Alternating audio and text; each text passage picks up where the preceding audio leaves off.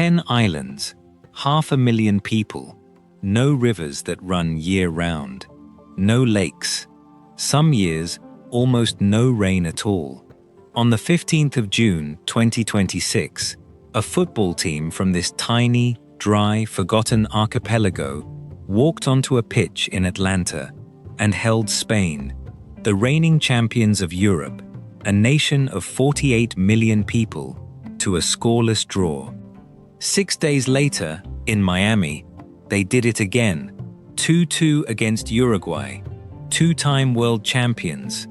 5 days after that, in Houston, a third draw, and with it, a place in the knockout rounds of the World Cup, the smallest nation, by population, ever to get there in the tournament's 96-year history.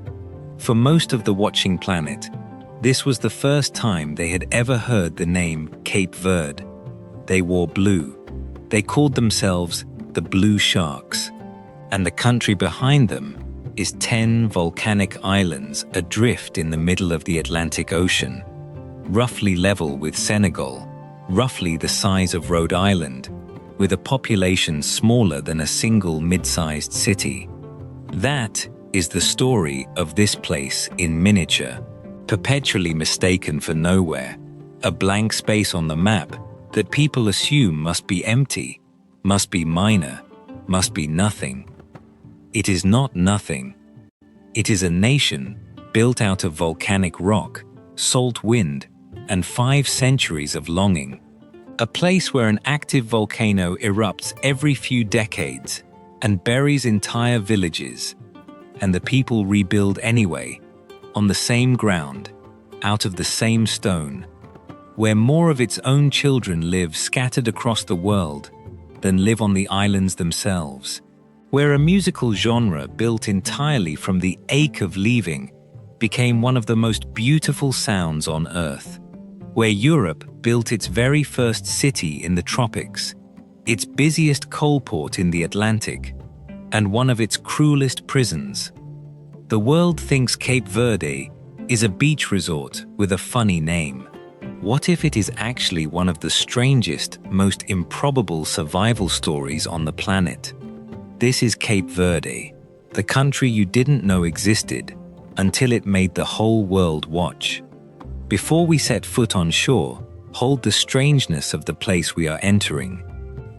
Cape Verde, officially the Republic of Cabo Verde, sits roughly 570 kilometers off the coast of West Africa, at the same latitude as the Sahara Desert itself. 10 volcanic islands and a scatter of islets, arranged in a rough horseshoe against the trade winds. 9 of the 10 are inhabited. The total landmass is barely over 4,000 square kilometers, smaller than Rhode Island, smaller than many single cities. The islands were born from a hotspot deep in the Earth's mantle, the same kind of geological plume that built Hawaii, as the African tectonic plate drifted slowly eastward over the rising magma. The oldest islands in the east formed perhaps 40 to 50 million years ago, and have been ground down by wind into flat, sun-blasted plains. The youngest in the west are still sharp, still mountainous, still growing. One of them, Fogo, whose name simply means fire, is an active volcano that has erupted at least 20 times since people began writing such things down. And here is the strangeness at the center of everything. This is a nation whose land was never meant to hold a civilization at all. When Portuguese sailors first sighted these islands around 1460, they found them uninhabited. No indigenous people, no ruins, no prior human history of any kind. Just rock, wind, drought, and a scattering of reptiles and seabirds that had drifted here on ocean currents over millions of years. Cape Verde is one of the very few nations on Earth with no ancient past, no thousand-year-old temples, no ancestral homeland myth reaching back into deep time. Its entire human story fits inside 5.5 centuries. Even the name is a mistake. Cabo Verde, the Green Cape, was borrowed from Cape Verde, the peninsula in Senegal that marks the westernmost point of mainland Africa, which Portuguese sailors had passed shortly before finding the islands. The name promises lush forests and sweeping grasslands. The reality is an oceanic extension of the Sahel: dry slopes, dusty valleys, hillsides where large trees can barely take root. For much of the year, the dominant colors here are not green, but earth brown, stone gray, and the pale yellow of drought-resistant scrub. Winds off the Sahara regularly carry dust across the sea and wrap the islands in a faint brown haze. Rainfall is irregular and sometimes absent for years. Only about 1/10 of the land can support long-term cultivation. Today, roughly 90% of the food eaten on these islands is imported.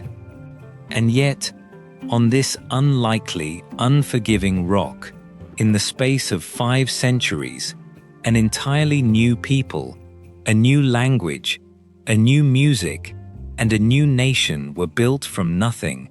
How do you build a country on land that was never supposed to hold one?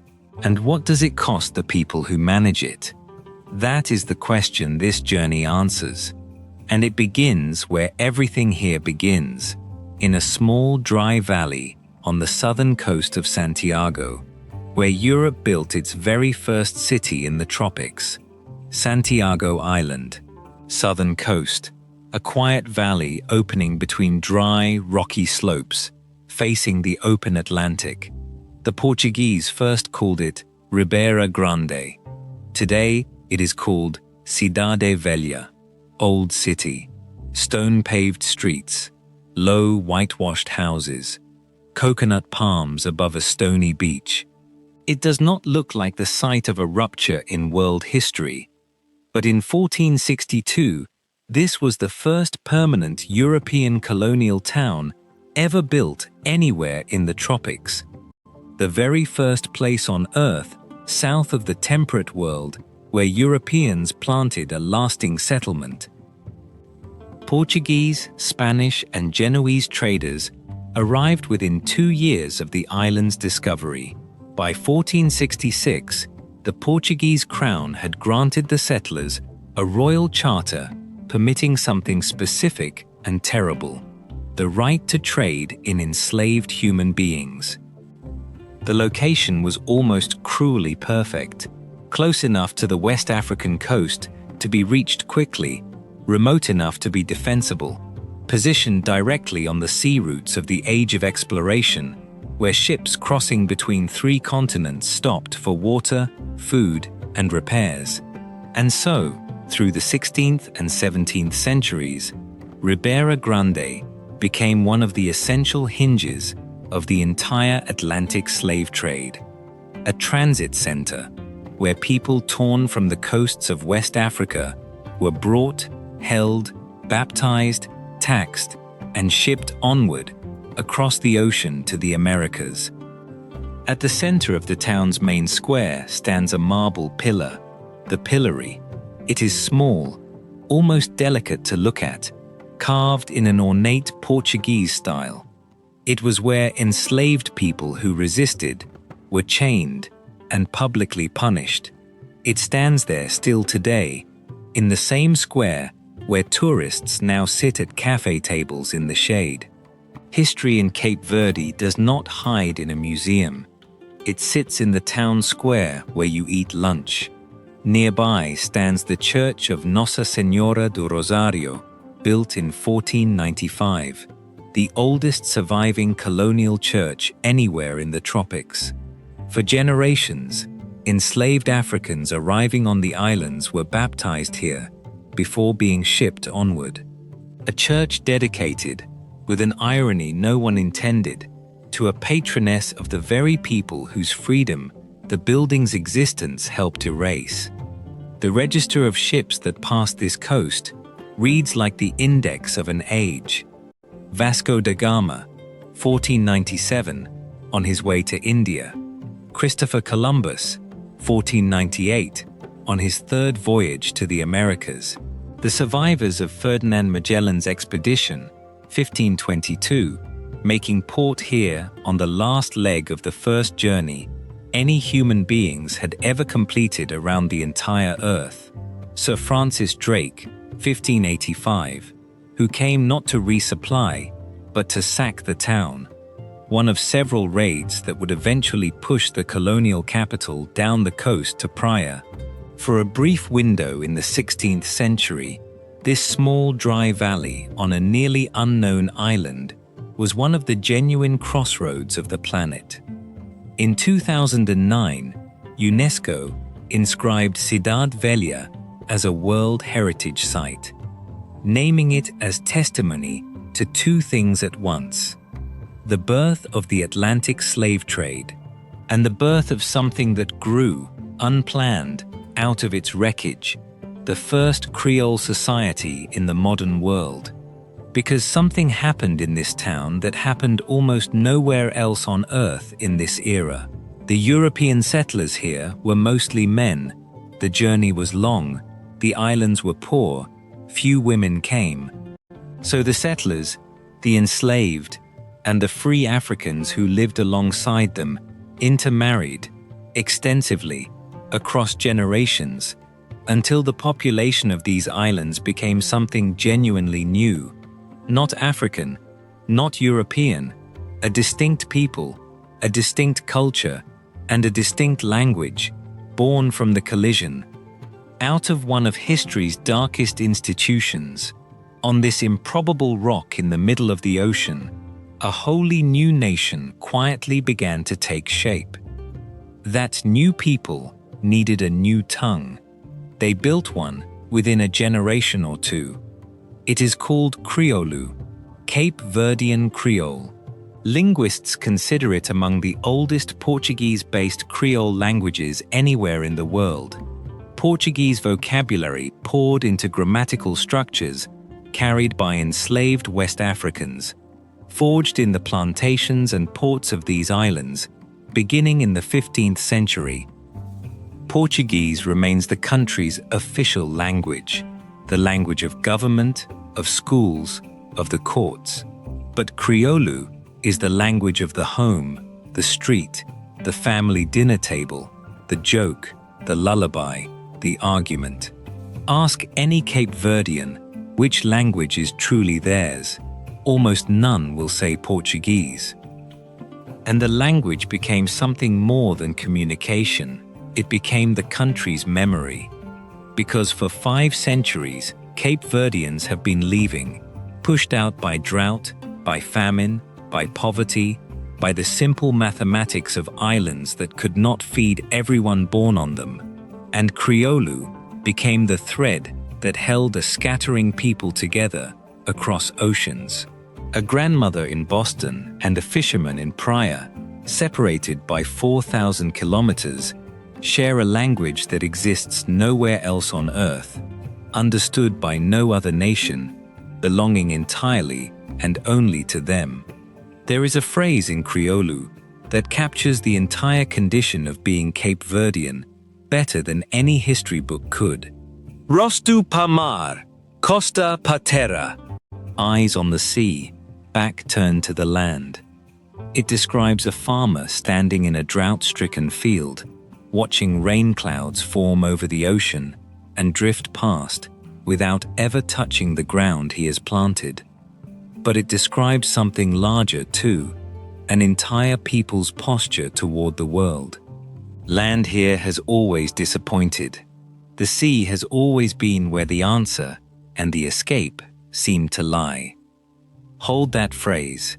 We will return to it at the very end, because 500 years later, it is still true, in ways the people who coined it could never have imagined. If you want to understand why the sea called so many Cape Verdeans away, you first have to understand what the land could do to the people who stayed. Cape Verde's climate is defined not by dryness alone, but by treachery. Rain does not simply come rarely. It comes unpredictably, vanishing for years and then arriving all at once in violent, destructive downpours. The islands sit at the mercy of the same Sahel drought cycles that have starved the African mainland for centuries. And beginning in 1747, the archipelago entered a rhythm of drought and famine that would repeat, on average, every 5 years, made steadily worse by deforestation and overgrazing that stripped away the vegetation holding moisture in the soil. Across the 18th and 19th centuries, 3 major droughts alone killed well over 100,000 people on these islands. Hold that number against the size of the place. A country that today holds 500,000 people lost more than 100,000 to hunger, repeatedly, in waves, for 2 centuries. 1774. Drought strikes Brava and Fogo. 20,000 people starve. The population of Fogo alone collapses from roughly 5,700 to 4,200 in the span of a few years. And in a detail that captures colonial administration at its most naked, the trading company controlling food distribution makes the catastrophe worse, selling off desperately needed grain reserves and raising prices on what little remains, while people die in the streets outside its warehouses. But the worst famine came in living memory, and it came in almost total silence. Between 1941 and 1948, drought and colonial neglect combined to kill an estimated 50,000 people across these islands, roughly a quarter of the entire population at the time. It happened during the Second World War. Portugal's colonial press was forbidden from reporting it. Authorities went further still. Officials were instructed not even to use the word famine in official communications. A quarter of a nation died, quietly, while the empire that ruled them looked away, and the word for what was happening to them was itself made forbidden. There was one more cruelty layered on top of the hunger. Throughout much of the 20th century, the colonial government organized what it called contract labor, forced emigration to feed Portugal's plantation colonies. Between 1900 and 1970, particularly in the desperate famine years, some 80,000 Cape Verdeans were shipped to the cocoa plantations of São Tomé and Príncipe, and more than 7,000 to Angola and Mozambique. When the land failed, the empire's answer was not food. It was to harvest the starving as labor and ship them somewhere else. This is the fact that sits beneath every beautiful photograph of these islands, beneath the turquoise water, the black volcanic sand, the postcard sunsets. Cape Verde's history is not simply colorful.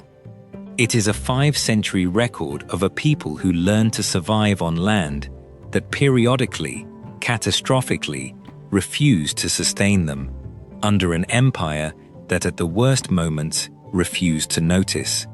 And so, again and again, generation after generation, the people did the only other thing that made sense. They left. Cape Verdeans call their diaspora the 11th island, a homeland that exists on no map, scattered across the ports and cities of 4 continents. It began astonishingly early. As far back as the late 1600s and 1700s, American whaling ships out of Massachusetts and Rhode Island began stopping at the islands of Fogo and Brava to recruit crew, men who knew these Atlantic waters and their moods better than almost anyone alive. Those sailors worked the whale grounds of 2 oceans, and many settled where the ships came home, New Bedford, Massachusetts, and the ports around it. The community they founded is one of the oldest continuous immigrant communities in American history. Africans who came to America not in chains, but as skilled, sought-after seamen generations before the great European migrations that followed. The outflow never stopped. Drought pushed people out. Famine pushed people out. Forced labor contracts pushed people out. By the time Cape Verde gained its independence in 1975, emigration was not an exception to national life. It was the central fact of it. Today, the country's resident population sits at roughly 500,000, and by the most complete estimates, counting emigrants and their descendants together, the number of people of Cape Verdean origin living outside the islands may be as large as the population living on them, or larger. More Cape Verdeans, by some counts, live abroad than at home.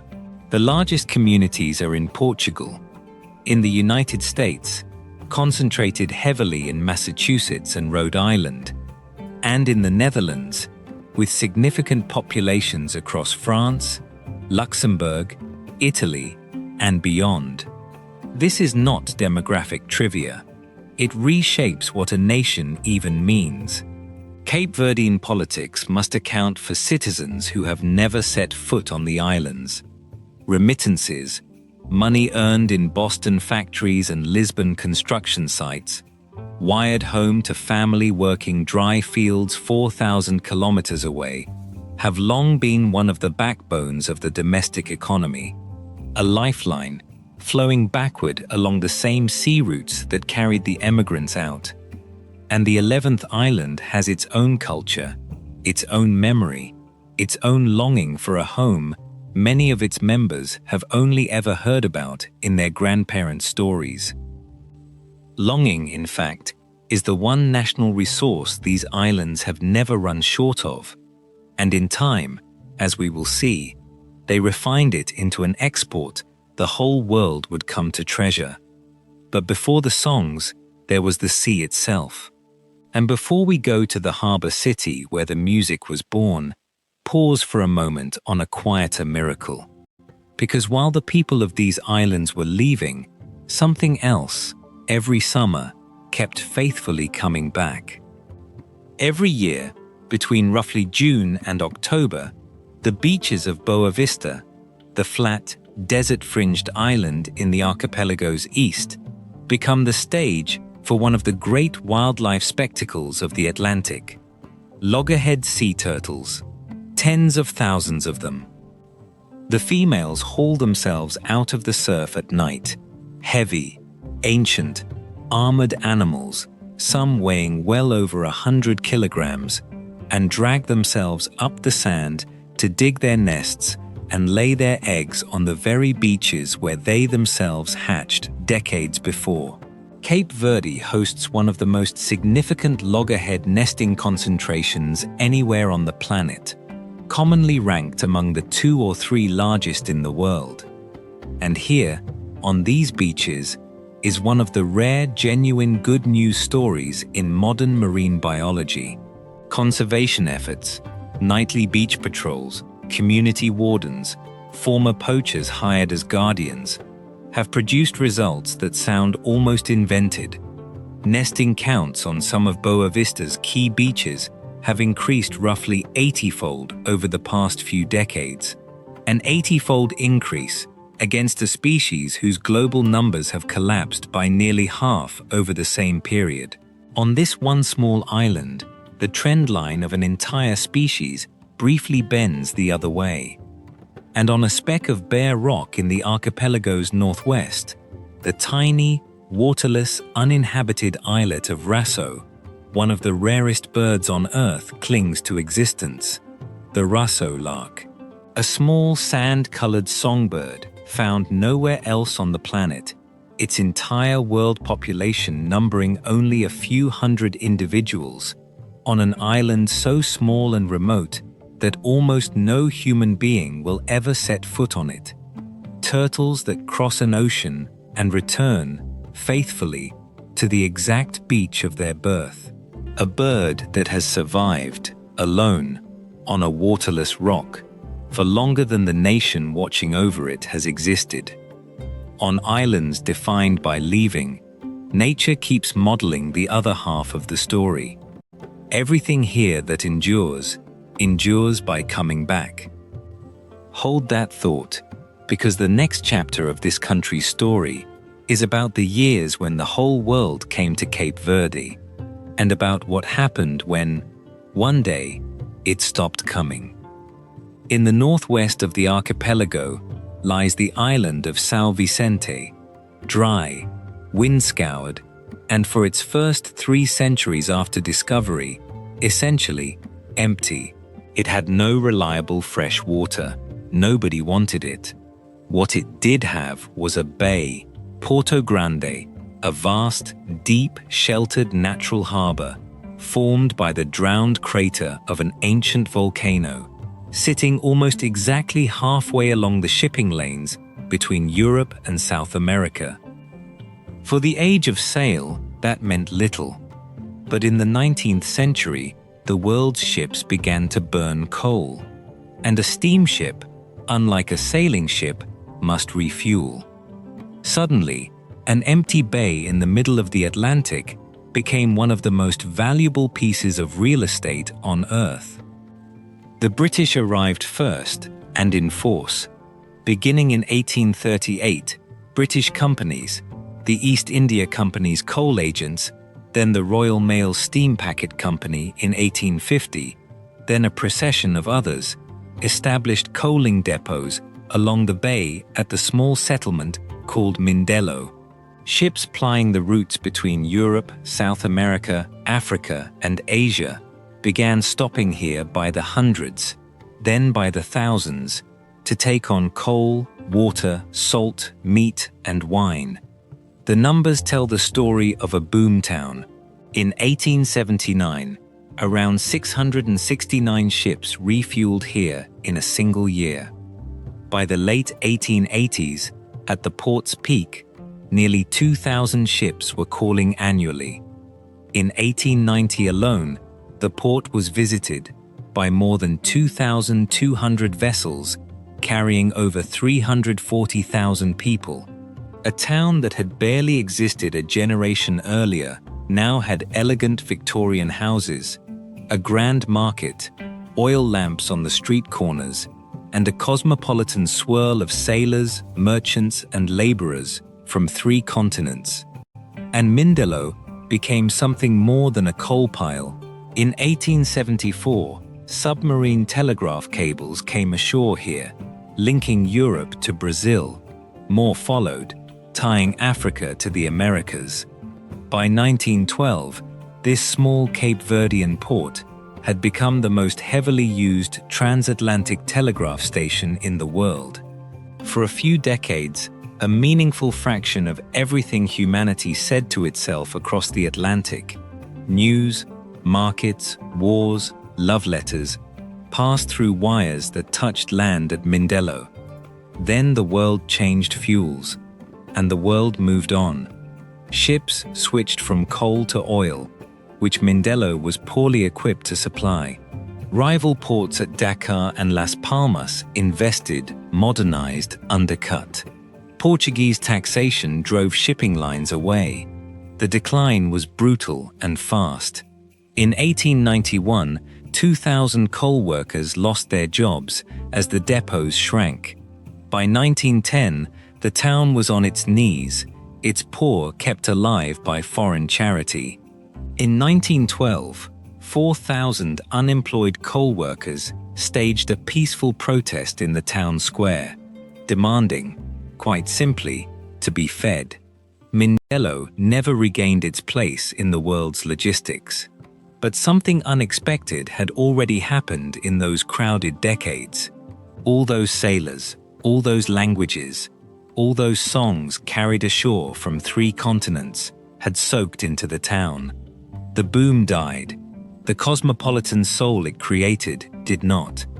Mindelo declined as a port and rose, improbably, as the cultural capital of the nation, the city of carnival, of literary cafes, of music drifting from every doorway at dusk. And it was here, in this faded boomtown on a dry island, that a barefoot girl was born, who would carry the sound of these islands to the entire world. There is a word in Portuguese and Crioulo that does not translate cleanly into English, saudade. It means something like longing, but longing sharpened by absence and made almost sweet by memory, the specific ache of missing something, or someone, or somewhere that may never come back. Out of saudade, sometime in the late 18th or early 19th century, Cape Verdeans built an entire musical form. They called it morna, slow, melancholic, built around guitar and violin, sung almost always in Crioulo, its lyrics circling, obsessively, the same handful of subjects: the sea, departure, love left behind, the ache of a home that keeps losing its people to the horizon.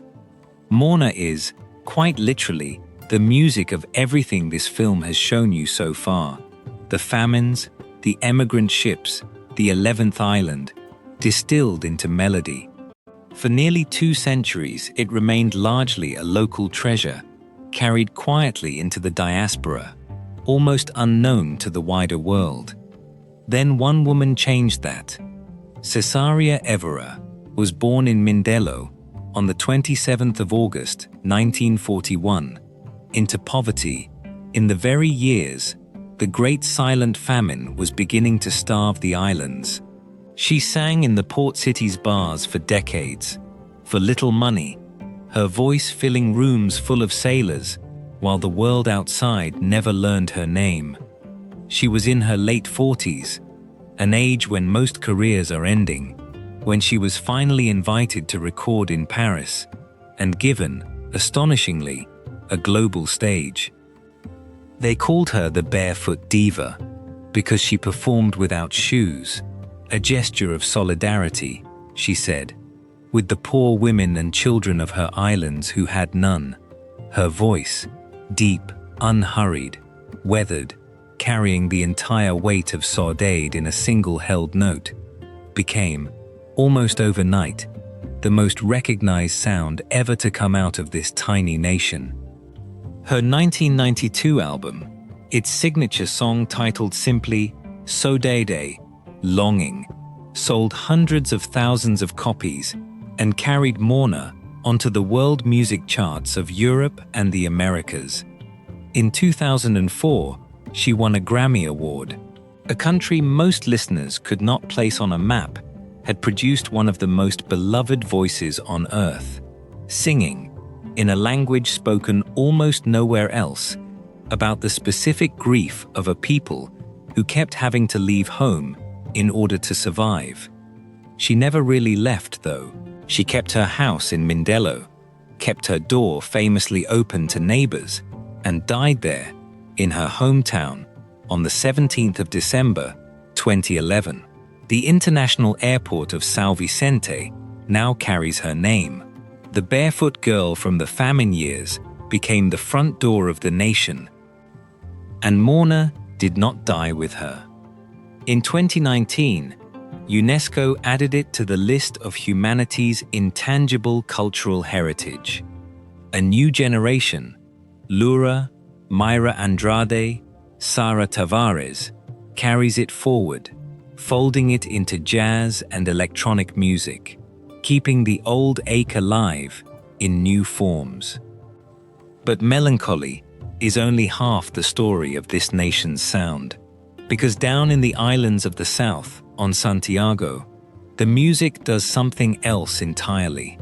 If morna is Cape Verde looking out to sea, the music of Santiago is Cape Verde stamping its feet on the land.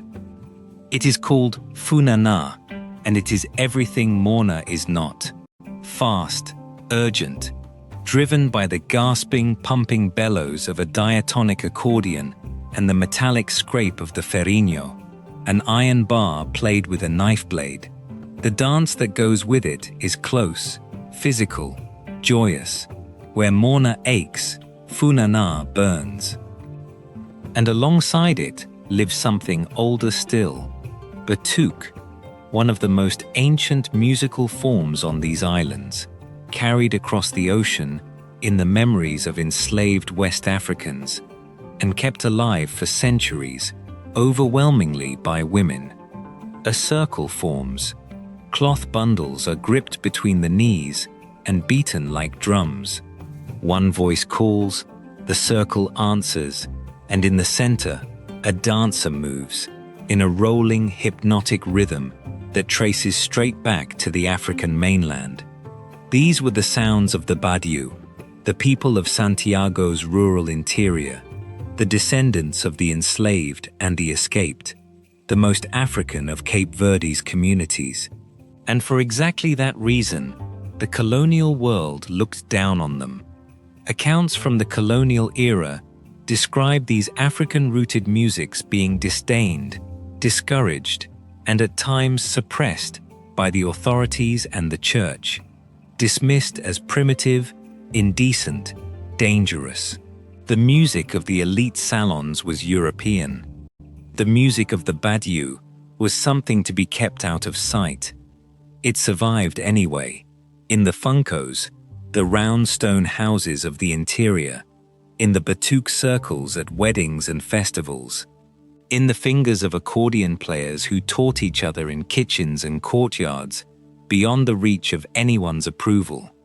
And when independence finally came in 1975, the new nation reached for exactly the music the empire had scorned. Funana and batuk came roaring out of the interior and into the national identity, reclaimed, electrified, celebrated. Today they stand alongside morna as the sound of the country, the ache and the defiance, the leaving and the staying, two halves of one people. It is a small, perfect parable of this whole nation's history. The things the empire despised became the things the nation is proudest of. But to understand just how much there was to defy, how dark the empire's presence here could truly get, you have to travel to the northern tip of Santiago, to a flat, sun-hammered plain outside a fishing town. Because the prettiest beach town in Cape Verde keeps, at its edge, the cruelest place the Portuguese Empire ever built. The town of Tarrafal sits at Santiago's northern tip, a palm-fringed bay, pale sand, water a lighter, more tropical blue than almost anywhere else on the island. Today it is a place people come to swim. A 15-minute walk inland, behind a yellow-painted wall on a hot, dry plain, stands the reason the name Tarrafal makes older Portuguese men fall silent. The year is 1936. In Lisbon, the dictator António de Oliveira Salazar rules Portugal as a one-party police state. The Spanish Civil War has just erupted next door. Portugal's prisons are overflowing with communists, trade unionists, mutinous sailors, anyone who has spoken against the regime.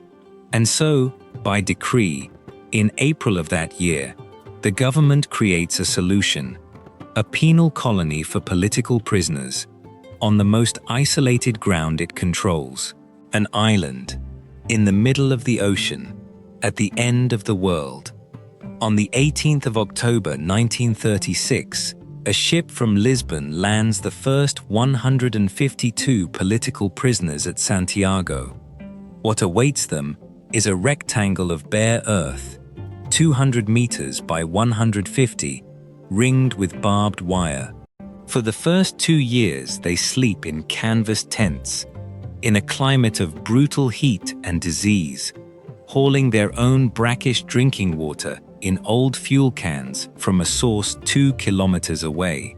With their own forced labor, they then build the walls of their own prison. The regime called it the penal colony of Cape Verde. The prisoners called it something else, Campo de Morte Lenta, the camp of slow death. The name was precise. The camp's function was not execution, but erosion, the slow destruction of human beings through heat, hunger, disease, forced labor, and calculated medical neglect. The camp's own doctor, Esmeraldo Pais, is recorded as telling prisoners, "I am not here to heal, but to sign death certificates." Punishment cells, nicknamed the frigideira, the frying pan, and later the Hollandinha, were bare concrete boxes that cooked in the sun, where men were locked for days, sometimes weeks. By the time international pressure forced the camp's first closure in 1954, several hundred prisoners had passed through it, most never legally tried or convicted of anything, and dozens of them, most counts say more than 30, had died. The story should end there. It does not. The year is 1961. Across Portugal's African colonies, Angola, Guinea-Bissau, and here, independence movements are rising, and the empire reopens Tarrafal under a new name for a new class of prisoner, African freedom fighters. More than 200 nationalists from 3 colonies are shipped to the camp. By survivor accounts, they are treated worse than the Portuguese prisoners before them, beaten more, worked harder, humiliated as colonial subjects to be broken. Among them are men who will one day be founding figures of 3 independent nations. The camp operated until the very end. When Portugal's dictatorship finally fell in the Carnation Revolution of April 1974, Tarrafal was thrown open within days. Its surviving prisoners walked out. Some of them walked directly into the governments of the new nations being born. Today, the camp is the Museum of Resistance, its yellow walls restored, its cells open to the sun, its story told in 3 languages to the tourists who wander up from the beach.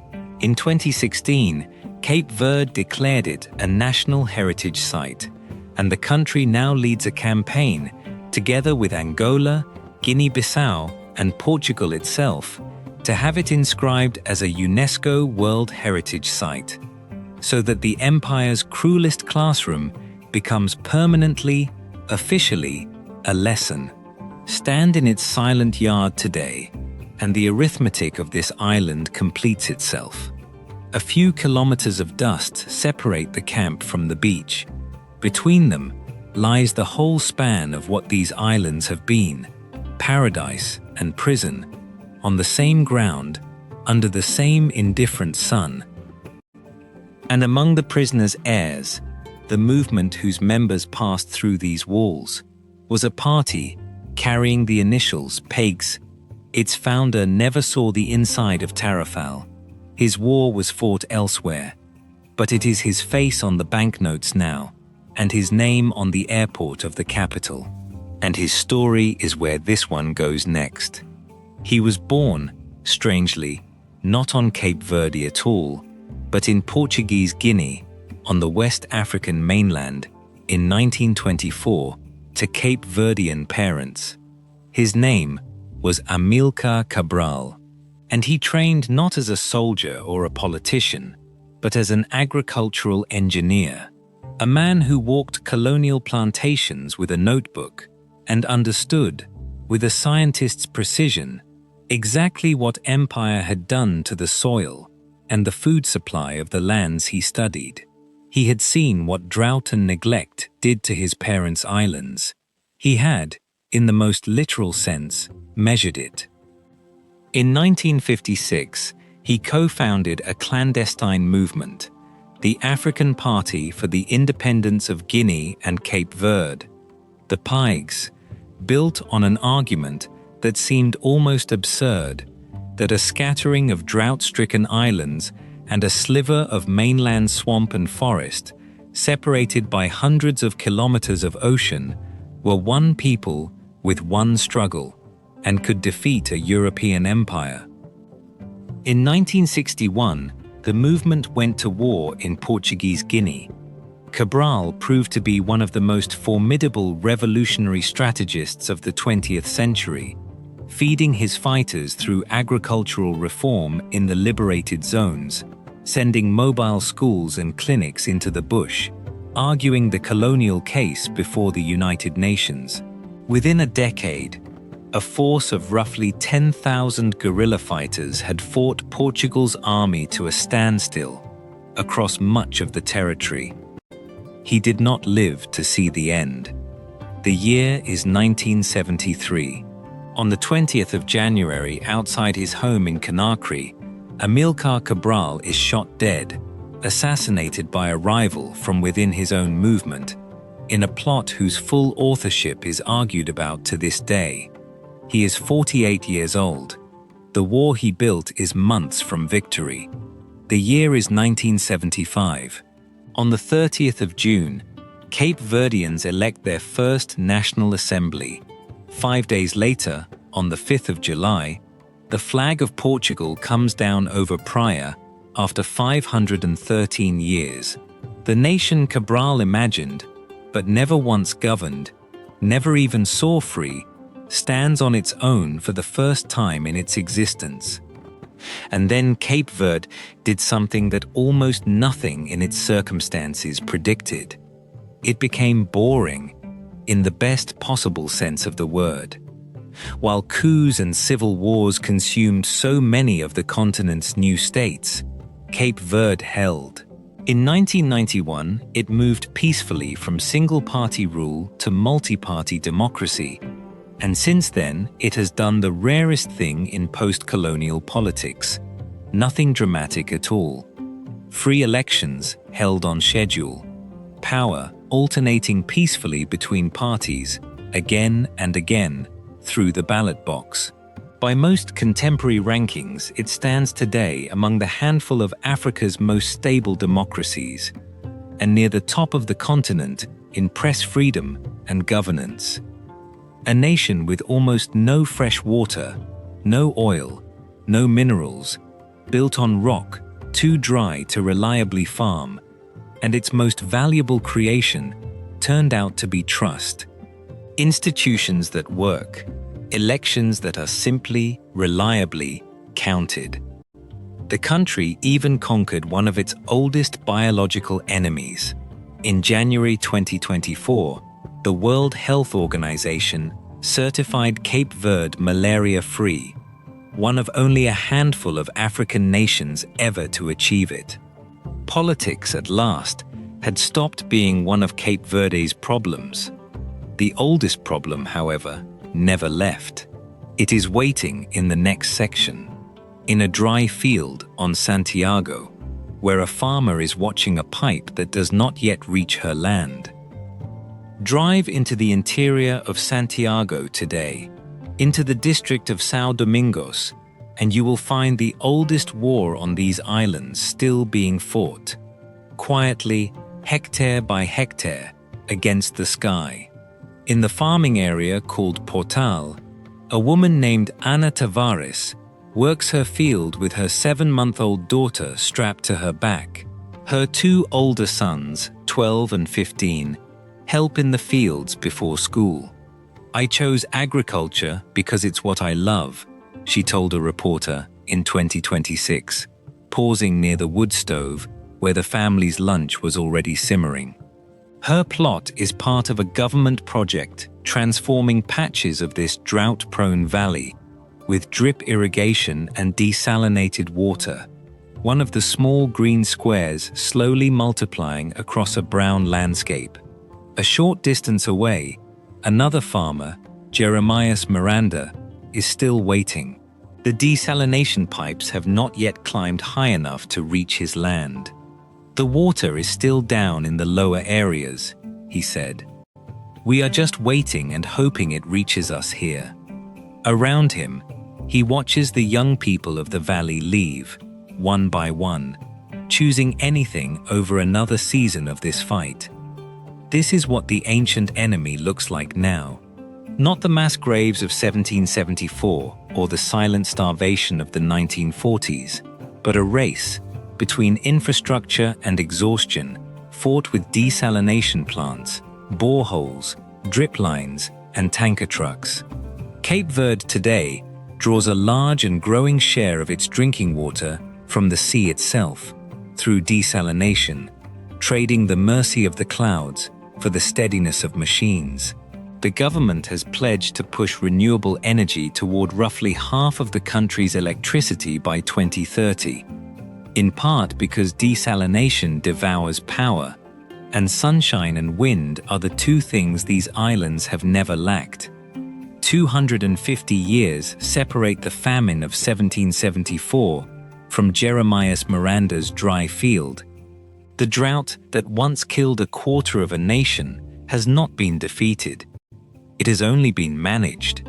One pipe, one pump, one stubborn farmer at a time, by people who, generation after generation, refuse to let this unforgiving rock have the final word. And that refusal, it turns out, is not only a matter of pipes and pumps. On one island in this archipelago, it is a matter of living, deliberately, inside the mouth of the danger itself. Democracy tamed the politics of these islands. Engineering is slowly taming the thirst, but nothing has ever tamed the geology. Rising 2,829 meters above the Atlantic stands Pico de Fogo, the highest point in the entire country, and one of the most active volcanoes in this part of the world. The island of Fogo is essentially the volcano, nearly circular, about 25 kilometers across, one enormous mountain climbing straight out of the ocean floor. At its summit sits a vast caldera, a collapsed crater roughly 10 kilometers across, formed in the deep past when a third of the mountain's flank sheared away and slid catastrophically into the sea. And inside that caldera, at roughly 1,700 meters of elevation, on ground made entirely of ash and cooled lava, sits one of the strangest permanent settlements on Earth, the villages of Chá das Caldeiras, where roughly 1,000 people have chosen, generation after generation, to live inside the crater of an active volcano. They live there for a reason you can taste. The young volcanic soil, mineral-rich and black as coal, grows things that should not grow at this altitude in this climate. Coffee, figs, apples, and above all, grapes. Vineyards planted directly in volcanic ash at nearly 2 kilometers above the sea, producing a wine found nowhere else on the planet. The mountain that threatens them is the same mountain that feeds them. On Fogo, that is not a metaphor, it is the soil itself. The volcano has erupted at least 20 times in recorded history.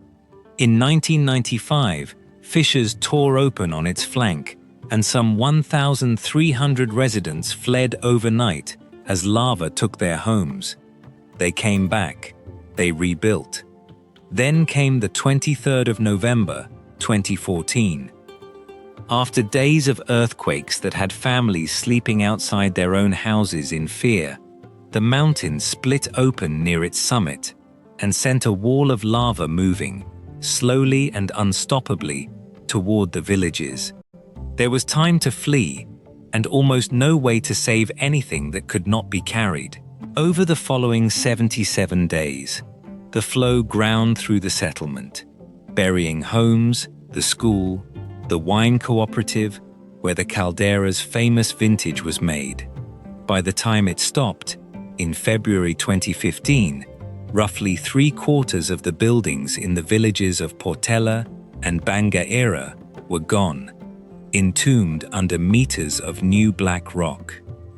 The government resettled the displaced in safer towns below, and then, beginning almost immediately, the people of Chá das Caldeiras did the thing that by now you will recognize as the signature move of this entire nation.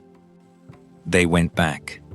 From 2016 onward, using the very stone the eruption had scattered across the caldera floor, they rebuilt, brick by brick, on the same ground, in some places literally on top of the cooled flow. Today, homes, guest houses, and replanted vineyards stand again inside the crater of a volcano that has erased them twice within living memory. At the edge of a road that now dead ends into a sea of hardened lava stand a man and a woman named Adriano and Filomena Montronds. Their surname is its own piece of this island's improbable history, descended from a French count who washed ashore on Fogo around 1870, fell for a local woman, and stayed, founding a line of farmers who have worked this crater for 5 generations since. When the 2014 eruption came, the lava did not spare them. It poured directly into the house they had lived in, filling the rooms, hardening around the furniture, sealing forever the doorway they had walked through every morning of their lives. Adriano and Filomena did not leave the caldera. They lived there still, within sight of the home the mountain took, farming the same black soil that buried it. Why stay? Why return, twice, to ground that has twice tried to erase you? Because this soil exists nowhere else on Earth. And because, as everything in this film has shown, leaving a place that keeps trying to kill you is not the same thing as escaping it.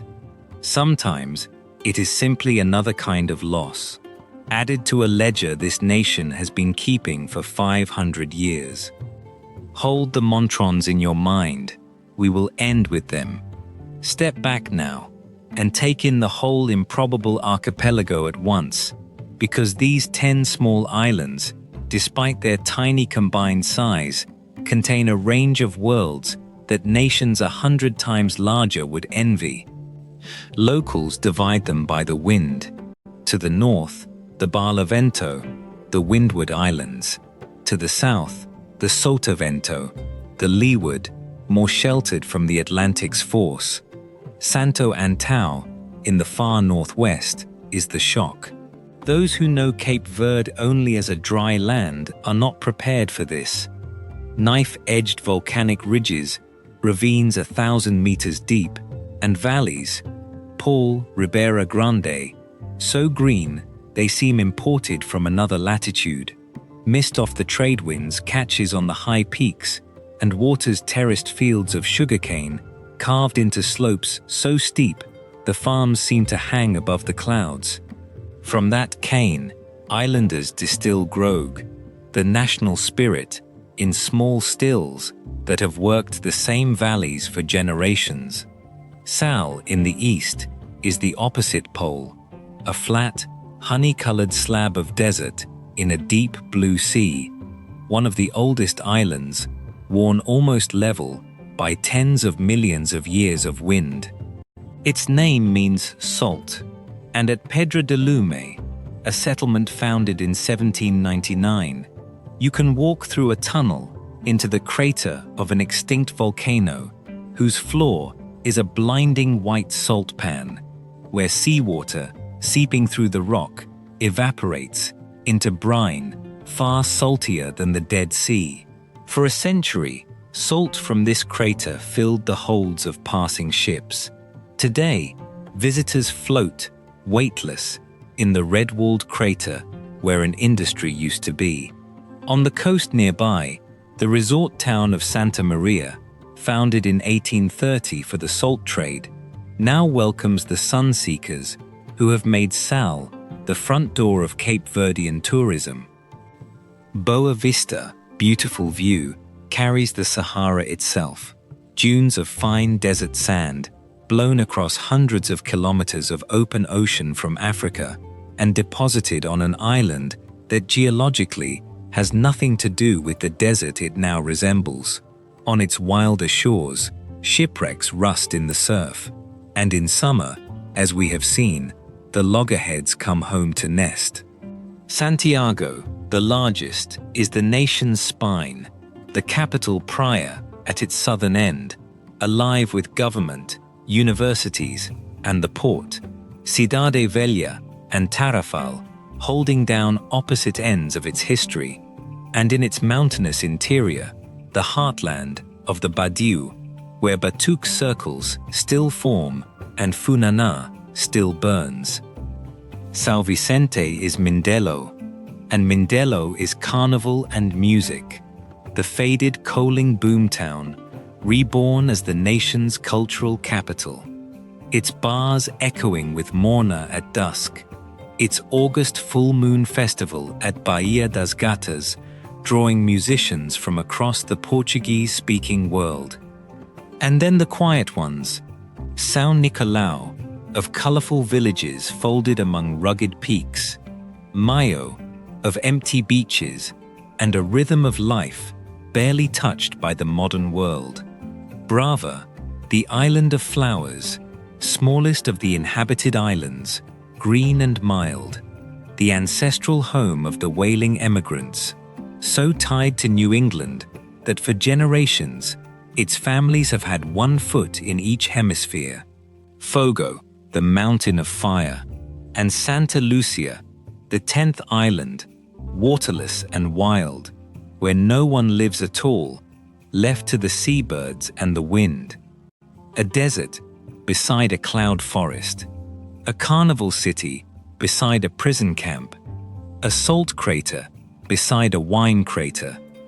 10 islands, 10 worlds, and one people, stitched across all of them by a language, a music, and a stubbornness that 5 centuries of hardship could not wear out, which is exactly what the whole planet finally witnessed in the summer of 2026 on a football pitch 6,000 kilometers away. Cape Verde's national football team had tried, and failed, to qualify for a World Cup 7 times across more than 2 decades. For a nation of 500,000, competing against countries of tens and hundreds of millions, failure was not an embarrassment. It was the expected order of things. Then, in October 2025, the Blue Sharks finished at the top of their African qualifying group, ahead of Cameroon, a footballing power with more than 30 times Cape Verde's population, and qualified for the World Cup for the first time in the country's history. On the islands, and across the 11th island in Boston and Lisbon and Rotterdam, the celebration was instant and total. What came next, nobody scripted. June the 15th, 2026. Atlanta. Cape Verde's first ever World Cup match against Spain, the reigning champions of Europe.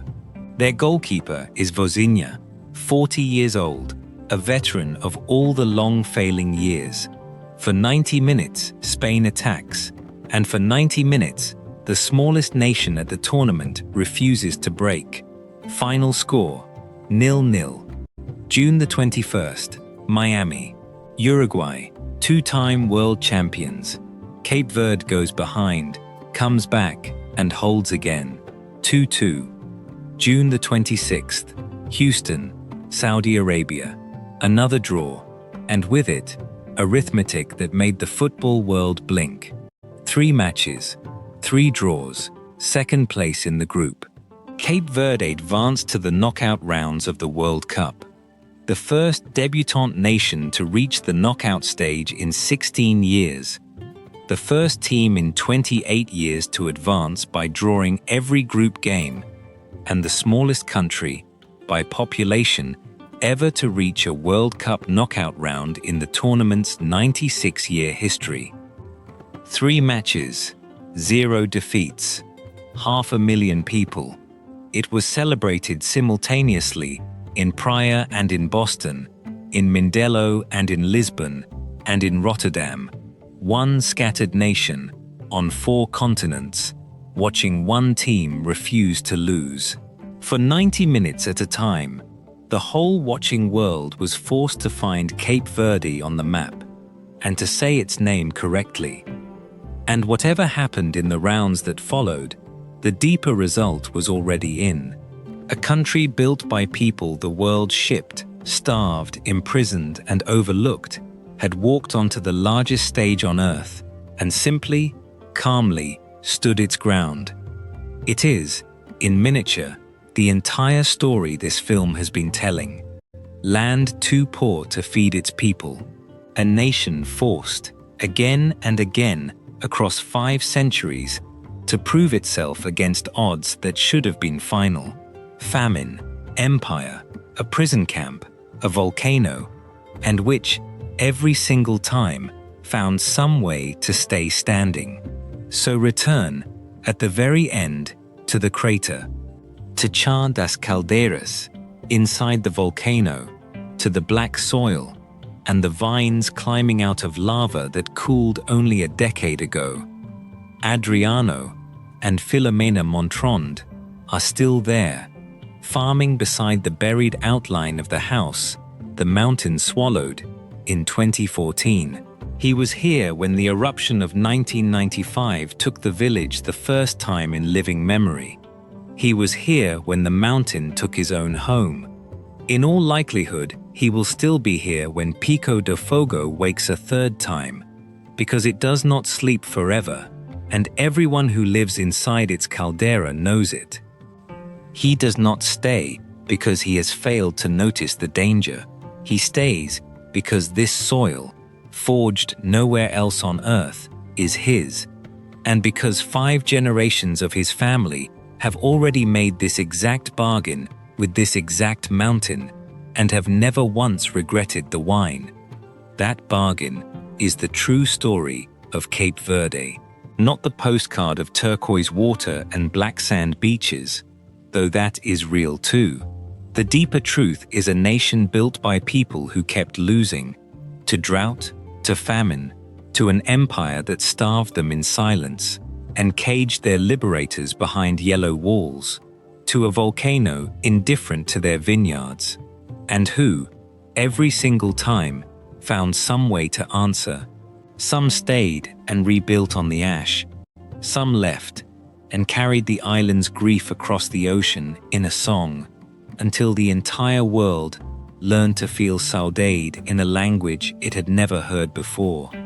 And one June, 11 of them walked onto a football pitch in Atlanta, in front of the whole planet, and refused, 3 times in a row, to lose. Eyes on the sea, back turned to the land. Rostu pa mar, costa pa terra. It was true in 1774, when the rain clouds drifted past the dying fields of Brava. It was true in 1890, when 2,000 ships a year filled Porto Grande. And true in 1912, when the coal was gone and 4,000 men stood in a square asking to be fed. It was true on every emigrant ship that ever sailed for New Bedford. And in every Batuk circle, the empire failed to silence. And it is true tonight, in a bar in Mindelo, where someone is playing a slow guitar figure in a minor key, and a room full of people who have never left the islands is singing the same aching word Cesária Évora once carried barefoot around the world. Saudade. While 4,000 kilometers away, in Boston or Lisbon or Rotterdam, someone who has never set foot on Cape Verde in their life closes their eyes and sings the very same word, in the very same language, for a home they know only from their grandmother's stories. That is the 11th island. It has no coordinates. It cannot be reached by any boat. And it may be the truest thing this small, dry, stubborn nation ever built. Nothing here is finished. Whether the rains return, whether the water pipes climb high enough to reach Jeremias Miranda's waiting field, whether the next eruption spares the Montronds' rebuilt home, whether the next generation chooses to stay or joins the long procession over the horizon, none of that is decided yet. The volcano does not know it made a nation of survivors. It only knows how to erupt, cool, and wait. The drought does not know how many centuries it has already lost. It only knows how to return. But the vines keep climbing out of the lava anyway. And that, more than any World Cup draw, more than any song, might be the truest proof this improbable country has ever offered the world. That a people can be given nothing on land that promises less, and still build something no empire, no famine, and no volcano has ever managed to take away. If this journey moved you, consider subscribing to come with us to the places the world has forgotten and the lives still being lived inside them. Thanks for watching, and we'll see you on the next road.